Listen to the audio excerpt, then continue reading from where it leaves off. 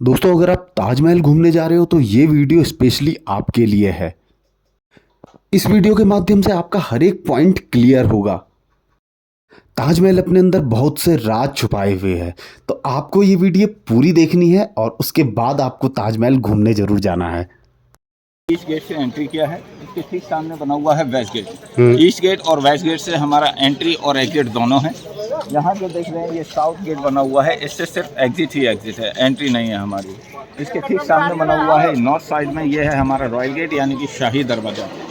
यहाँ से देखेंगे जो रॉयल गेट बना हुआ है इसके ऊपर दो डोम दिए गए हैं बड़े वाले बाहर की साइड में, एक के साथ पे है और एक के साथ पे है। जो शाहजहां के गेस्ट आया करते थे उनके वेलकम के लिए यहाँ पर ढोल बजा करते थे, ढोल, इसलिए इसको ड्रम हाउस भी कहते हैं। अच्छा। उसके बाद में देखेंगे 11 डोम बने हुए हैं छोटे वाले। जो डोम बने हुआ है उसके नीचे जो वेस दिया गया है, विंडो बनी हुई है, वहाँ पर 11 दासियाँ खड़ी हुआ करती थी। और जो दासियाँ खड़ी हुआ करती थी, जो गेस्ट आया करते थे उनके वेलकम के लिए फूल बरसाया करती थी। अच्छा। उसके नीचे देखेंगे लाल पत्थर के अंदर में व्हाइट मार्बल फिट किया गया है। और जो व्हाइट मार्बल फिट किया गया है उस पर आयत लिखी हुई है, यानी कि कुरान के 14 अध्याय से ली गई ये सुबह की प्रेयर है। इसमें जो भाषा का इस्तेमाल किया गया है वो है अरबी लैंग्वेज। इसमें जो स्टोन का इस्तेमाल किया गया है वो है ब्लैक स्टोन, ब्लैक मार्बल। ये जो ऊपर से नीचे में लिखी हुई है। हाँ। अच्छा। उसके बाद में देखेंगे फ्लावर्स बने हुए हैं, जो कि दूर से देखने पे हमें पेंटिंग नजर आते हैं, लेकिन ये पेंटिंग नहीं है, रियल जेम स्टोन का काम है। इसे इनले वर्क कहते हैं, हिंदी में पच्चीकारी। 11 डोम हमारे इस तरफ बने हुए हैं और 11 डोम हमारे बैक साइड में बने हुए हैं। टोटल 22 डोम है। ये इस बात का रूम देख रहे हैं आप, 210 रूम बने हुए हैं। ये हमारे सारे मजदूरों के रूम के लिए ये रूम बनाए गए थे। जेंट्स को सभी को टेंट के अंदर रखा गया था। ओके। और लेबर कॉलोनी के अंदर रखा गया था। बाद में इसी में मीना बाजार खोला गया था। अगर गूगल पे सर्च करेंगे तो इस समय मीना बाजार पे लेबर गेट रहते हैं, जो ताजमहल के अंदर कर्मचारी वगैरह रहते थे, काम करते थे, वो इसी गेट से आया और जाया करते थे। ये जो एरिया बना हुआ है लाल पत्थर से, ये यहाँ का लोकल पत्थर है, इसे बलुआ पत्थर कहते हैं। और ये यहाँ से 45 किलोमीटर दूर फतेहपुर सीकरी से लाया गया था। अच्छा। बना हुआ है, इसको बनाने में हमारा जो समय लगा था 15 साल। मेन ताजमहल जो बन के तैयार हुआ था वो बन के तैयार हुआ था 7 बर का प्रोसेस है। बर का कितना साल पुराना होगा? ये तो सर मेरे होश में लगा हुआ देखा मैंने। अच्छा। देखिएगा, यहाँ से हम ताजमहल देखेंगे, ठीक हमारे सामने नज़दीक नज़र आ रहा है, लेकिन जैसे ही यहाँ से स्टेप बाय स्टेप हम गेट से बाहर जाएंगे ताजमहल हमसे दूर होता जाएगा। अफ्रीकन इल्यूजन, आंखों का धोखा। वाटर टैंक से जितना दूरी हमारा रॉयल गेट का है उतना ही दूरी हमारा ताजमहल का है। वाटर टैंक से इतनी दूरी पर यह बिल्डिंग बना हुआ है जिसे कहते हैं ताज म्यूजियम। इस हाथ पे जो बिल्डिंग बना हुआ है उसे कहते हैं नौबत खाना। ताजमहल के इस हाथ पे बना हुआ है देखिएगा शाही मस्जिद, और इस हाथ पे बना हुआ है शाही मेहमान खाना। ये जो बिल्डिंग बनी हुई है एक दूसरे के समान डिस्टेंस पे बनी हुई है, इसलिए इसको बोला जाता है, इसीलिए सिमेट्रिकल बैलेंस। अच्छा, जितना यहाँ से वहाँ होगा उतना यहाँ से, इसीलिए इसको बोला जाता है सिमेट्रिकल बैलेंस। 1 इंच का भी फर्क नहीं होगा किसी भी बिल्डिंग के अंदर में। इसके बाद में देखेंगे 8 गार्डन हमारे इस हाथ पे दिए गए हैं और 8 गार्डन हमारे इस हाथ पे हैं। टोटल हमारे 16 गार्डन हैं। और ये जो फाउंटेन बने हुए हैं ये 53 फाउंटेन हैं, जो कि हमारा ताजमहल जो बन के तैयार हुआ था 1653 में बन के तैयार हुआ था।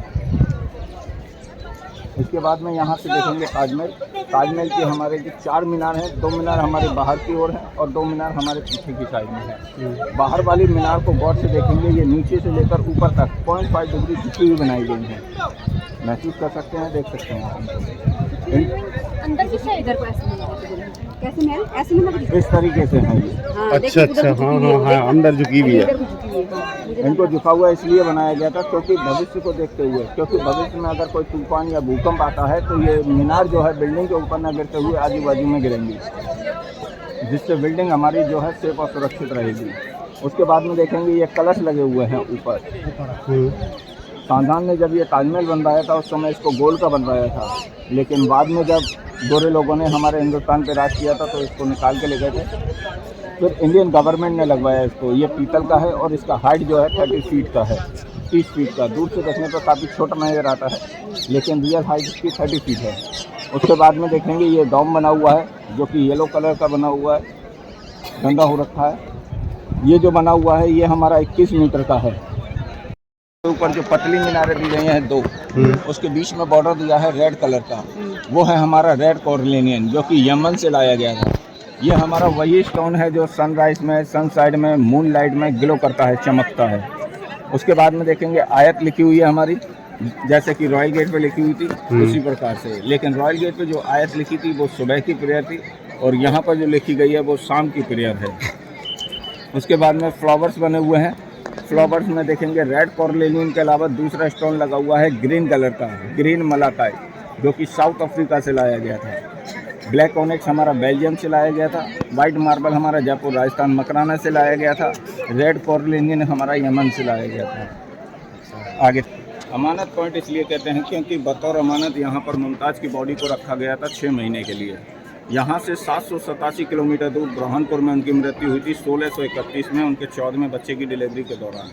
वहाँ से उनकी बॉडी को यहाँ ला के रखा गया था। आयुर्वेदिक द्वारा सेफ और सुरक्षित रखने के 6 महीने बाद यहाँ समाधि बनाई गई थी। यहाँ जो समाधि बनाई गई थी वो नीचे बेसमेंट में है ओरिजिनल वाली, और ऊपर रखी हुई है नकली वाली जो कि उनके बेटे औरंगजेब ने बनवाई थी। वो रखी हुई है समाधि, वो रखी हुई है क्राउन के अंदर, यानी कि जो मुमताज़ मुकुट पहना करती थी उसी का शेप और डिज़ाइन बनाया गया है। वो बनाया है मार्बल के अंदर। उसके ऊपर 3 प्रकार के काम किए गए हैं, इनले वर्क, हैंडीक्राफ्ट वर्क और कार्बन काम। जो क्राउन बना हुआ है उसके आजू बाजू में 8 रूम दिए गए हैं। जिस प्रकार से माना जाता है जन्नत के 8 दरवाजे होते हैं, उसी प्रकार से यहाँ जन्नत का रूप दर्शाया गया है। और हर रूम के ऊपर एक आयत लिखी गई है, जो कि सांझा किले में रहते थे, यहाँ सम टाइम के लिए आया करते थे, तो अपनी प्रजा की सुख शांति के लिए उन आयतों को पढ़ा करते थे। ये जो हमारा ताजमहल बना हुआ है ये सिमेट्रिकल है। आप इसको ईस्ट से देखें, वेस्ट से देखें, साउथ से देखें, नॉर्थ से देखें, ये आपको सेम नज़र आएगा।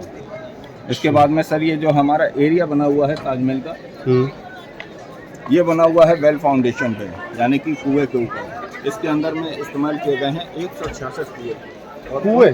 जी सर, जिस प्रकार से इस समय पिलर और बीम का इस्तेमाल करते हैं, ऐसे इसमें कुओं का इस्तेमाल किया गया है। और उन कुओं के अंदर डाला गया है बड़ा बड़ा शाल का लकड़ी। शाल का लकड़ी एक ऐसा लकड़ी है जो जितना नमी में रहेगा वो उतना ही मजबूत रहेगा। यहाँ ताजमहल बनाने का मेन रीज़न यही था कि पीछे यमुना नदी है, यमुना नदी के जरिए से जो वेल फाउंडेशन है उसको नमी मिलती रहती है। आगे चलेंगे, देखिएगा वेल फाउंडेशन के लिए ये हॉल दिए गए हैं सारे। जो बरसात का पानी आता है सारा उन होल से, यहाँ से बरसात का पानी नीचे जाता है सारा, तो वो लकड़ियाँ खराब नहीं होती हैं इससे? वो ऐसी लकड़ी है सर जो पानी वगैरह में जितनी रहेगी उतनी ही मजबूत रहेंगी, साल की। वो इतना बड़ा एरिया है भाई कुएं का। शाही मस्जिद, यहाँ मस्जिद बनाने का मेन रीज़न यही था कि उस ज़माने में यहाँ किलोमीटर के हिसाब से कोई मस्जिद नहीं था। अच्छा, जो मुमताज़ की डेथ की फातिहा की जो नमाज पढ़ी गई थी, पहली नमाज किले में रहते थे, तो नीचे बेसमेंट में गेट है, उस गेट से यहाँ से एंटर हुआ करते थे। यहाँ से एंटर होने के बाद में मस्जिद में नमाज पढ़ने के बाद में ताजमहल का दीदार करते हुए जो लास्ट में टनल दिया गया वहाँ से एग्जिट हुआ।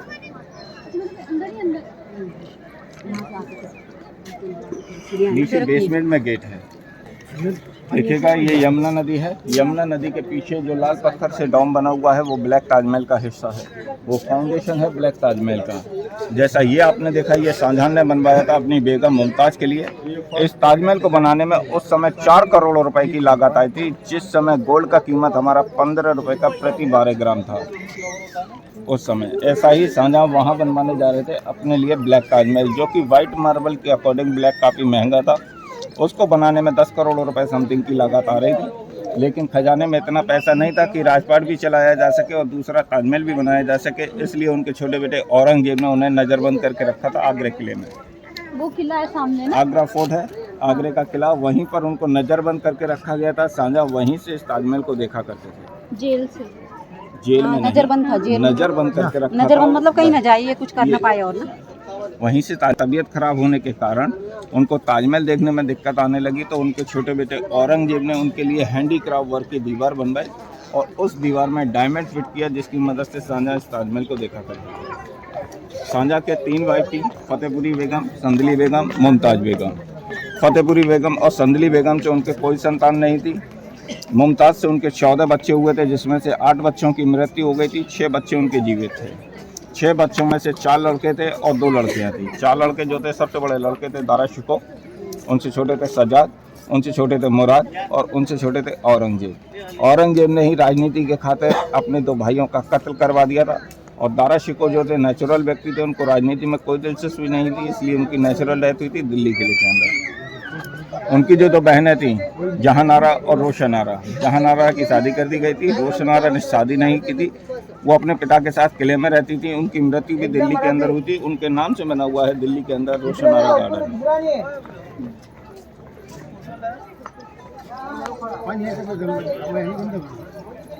हाँ सर, क्योंकि यहाँ पर बाजू में 2-3 नाले मिलते हैं सर इसी नदी में, इसके कारण ये जो है गंदा हो जाता है पानी। हाँ हाँ, वो सारा फाउंडेशन पूरा कंप्लीट हो रखा है। जैसे ये बीच में बना हुआ है, ऐसे वो बीच में बनता वहाँ पर, उसी का पूरा। बस औरंगजेब ने इसी वजह से नजरबंद कर दिया था, क्योंकि सर हजारों की संख्या में सैनिक, हजारों की संख्या में घोड़े, हाथी, इनको भगाने के लिए पैसा चाहिए। ऐसा चाहिए। तो दोस्तों, आपको वीडियो कैसी लगी कमेंट कीजिएगा, लाइक कीजिएगा, शेयर कीजिएगा और सब्सक्राइब कीजिएगा और वीडियोस के लिए।